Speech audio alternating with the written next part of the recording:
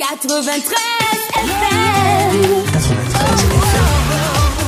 Equinox Radio. Bonjour, la vie est un combat.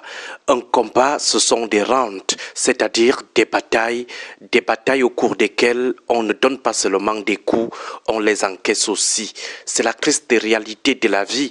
Il y a des coups qui peuvent vous emporter définitivement, entraîner votre défaite qui peut passer soit par votre incapacité à continuer à cause de l'aménuisement de vos moyens de lutte, soit par la reddition, la défection, le forfait, par mesure préventive, fuir avant le temps. Mais il y a aussi des coups qui peuvent produire l'effet contraire, ne serait-ce que dans le sens de la pleine satisfaction d'avoir épuisé, malgré la défaite, tout ce qu'on avait comme ressources pour résister.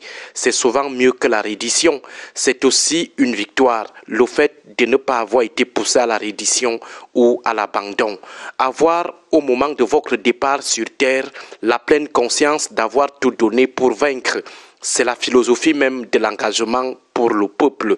Beaucoup en parlent ces derniers temps, mais sans un quelconque attachement aux déterminants fondamentaux de cet engagement. Lorsqu'on parle de peuple, on parle de communauté humaine. Et qui dit communauté humaine dit naturellement humanité. La nature humaine qui fait de nous ce que nous sommes, qui travaille chacun de nos semblables. Le semblable, c'est la copie type de nous, de ce que nous sommes originellement. Le semblable, c'est nous, dépouillés de toute propriété mondaine. Certains parlent de prochain, mais en réalité, c'est nous, mais différenciés par des ajouts de cette terre.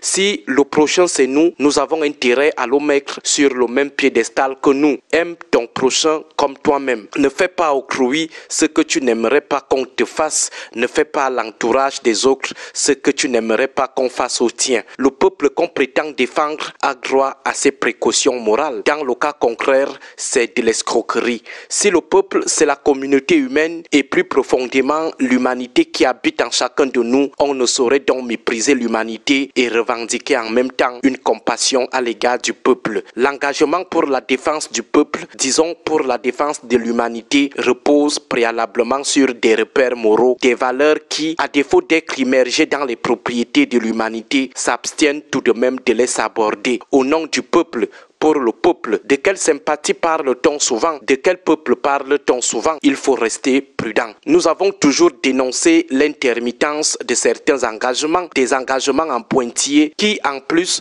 reposent sur des convictions en pointillé lorsqu'elles ne sont pas simplement fluctuantes. Nous revenons là sur l'éternelle question de la constance lue sur les deux versants que sont celui de sa temporalité et celui de sa quintessence. Pour dire simple, il s'agit de la permanence dans la lutte et la constance dans l'idéologie de lutte. En effet, le déficit de constance peut non seulement trahir une certaine inconsistance, mais aussi laisser échapper un certain opportunisme. Dans ce cas, peut-on toujours parler fermement de la défense du peuple, sauf à parler de la défense saisonnière et opportuniste du peuple. Une formulation dont chacun de nous peut facilement apprécier la lourdeur. Du coup, nous dirons que la défense du peuple ne devrait pas s'encombrer des qualificatifs. Soit vous défendez le peuple tout le temps et suivant le même idéal humain, soit vous ne le défendez pas. D'ailleurs, il n'y aurait aucun procès au cas où vous souscrivez à la dernière option.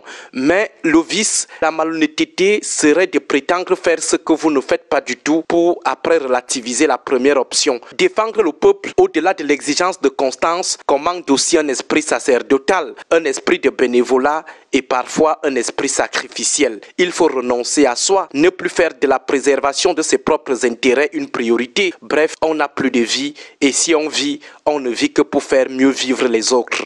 Dans des contextes de persécution sévère, on cesse de penser à son propre destin, on traîne avec soi son cercueil et son testament partout, car tout peut arriver n'importe où et n'importe quand. Il faut en permanence s'attendre au pire. Alors, dans des environnements d'ensauvagement du champ social, ne peut prétendre défendre le peuple que celui qui est disposé s'engager à renoncer à sa propre vie pour sauvegarder celle des autres. L'engagement relève ainsi d'un sens très élevé de dépassement de soi. S'engager pour le peuple, c'est dire adieu à ces petits calculs égoïstes et laisser que la longévité et les belles couleurs de la vie vous suivent ou vous surprennent naturellement. Seulement, combien sont-ils prêts à se laisser emporter par cette vision de l'engagement, même flirter avec ces fondamentaux moraux de lutte? Pourtant, notre climat recommande un nombre minimal d'adhérents à ces principes moraux. L'engagement n'est que l'expression du haut niveau de dépassement de soi qui bouillonne en vous en tout temps et en tout lieu. Dans le cas contraire, il devient spectacle, opportunisme et escroquerie. Agréable semaine à tous. 93 FM. 93 FM.